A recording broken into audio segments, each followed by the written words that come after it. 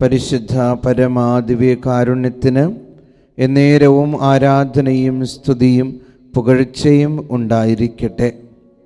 ഇന്ന് നമ്മൾ ഈശോയോട് പ്രാർത്ഥിക്കാൻ പോവാണ്. ഈശോയെ, അടിയുറച്ച വിശ്വാസം, ഉറപ്പുള്ള വിശ്വാസം നൽകി അനുഗ്രഹിക്കണമേ എന്ന്.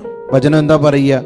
റോമ 10:9, യേശു കർത്താവാകുന്നുവെന്ന് നിന്റെ അധരങ്ങൾ കൊണ്ട് ഏറ്റുപറയുകയും ദൈവം അവനെ മരിച്ചവരിൽ നിന്ന് ഉയർപ്പിച്ചുവെന്ന് ഹൃദയത്തിൽ വിശ്വസിക്കുകയും ചെയ്താൽ നീ നിത്യരക്ഷ പ്രാപിക്കും. എഫേസോസ് 2:8, വിശ്വാസം വഴി കൃപയാലാണ് നിങ്ങൾ രക്ഷിക്കപ്പെട്ടത്, അത് നിങ്ങൾ നേടിയെടുത്തതല്ല, ദൈവത്തിന്റെ ദാനമാണ്. വിശ്വാസം ആർക്കും നേടിയെടുക്കാൻ പറ്റത്തില്ല, സ്വർഗത്തിൽ നിന്ന് നമുക്ക് നൽകുന്ന കൃപയായത്. അപ്പൊ അതുകൊണ്ട് നമ്മൾ യാചിക്കണം, ഈശോയെ വിശ്വാസത്തിൽ സ്ഥിരതയോടെ ആഴപ്പെട്ട് നിൽക്കാനുള്ള കൃപ നൽകണമേ എന്ന്. ഞാൻ ഓർക്കുന്നു, കഴിഞ്ഞ ദിവസം ഒരു ചേച്ചി എന്നെ കാണാൻ വന്നത്. എന്നിട്ട് പറയായിരുന്നു, ചേച്ചിയുടെ ഭർത്താവിൻ്റെ കാലില് ഉണങ്ങാത്തൊരു മുറിവുണ്ടായിരുന്നു, വർഷങ്ങളായിട്ട് ഉണങ്ങാത്തൊരു മുറിവ്. അപ്പൊ പല ഡോക്ടർമാരെയും കാണിച്ചു, മാറുന്നില്ല. അപ്പൊ ചേച്ചി പറയുമായിരുന്നു, അച്ഛാ വേണമെങ്കിൽ എനിക്ക് കർത്താവിൻ്റെ മുന്നിൽ വന്ന് പറയാമായിരുന്നു, കർത്താവേ എത്ര പ്രാവശ്യം ഞാൻ അങ്ങയുടെ മുന്നിൽ നിന്ന് പ്രാർത്ഥിച്ചു, എത്ര കുർബാനകൾ ചൊല്ലിച്ചു, എത്ര ധ്യാന കേന്ദ്രങ്ങളിൽ പോയി, എന്നിട്ടും എൻ്റെ ഭർത്താവിൻ്റെ രോഗം മാറിയില്ലല്ലോ. പക്ഷെ ഞാൻ അങ്ങനെ പറഞ്ഞില്ല.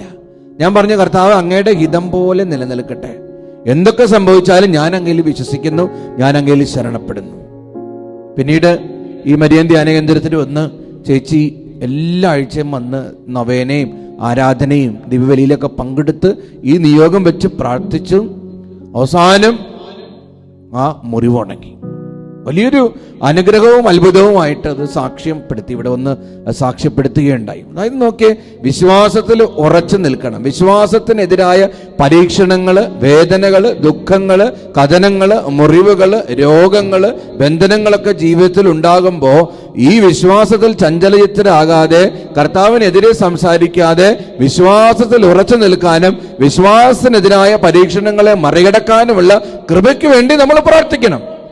ജീവിതത്തിൽ കാറ്റും കോളും ഉണ്ടാവും, പ്രശ്നങ്ങൾ ഉണ്ടാവും, പ്രതിസന്ധികൾ ഉണ്ടാവും. ആ സമയത്ത് നമ്മൾ കർത്താവിനെതിരെ സംസാരിക്കരുത്, തളർന്നു പോകരുത്, നിരാശപ്പെട്ടു പോകരുത്, ഡിപ്രഷനിലേക്ക് പോകരുത്. വിശ്വാസത്തിൽ സ്ഥൈര്യതയോടെ നിൽക്കാനുള്ള കൃപ നമുക്ക് ഓരോരുത്തർക്കും ലഭിക്കട്ടെ. ഇന്ന് മെസ്സേജ് ബോക്സിൽ നിങ്ങൾ ടൈപ്പ് ചെയ്യണം, ഈശോയെ വിശ്വാസത്തിൽ ആഴപ്പെടാൻ കൃപ നൽകണമേ എന്ന്. ദിവ്യകാരുണ്യനാഥൻ നിങ്ങളെ അനുഗ്രഹിക്കട്ടെ.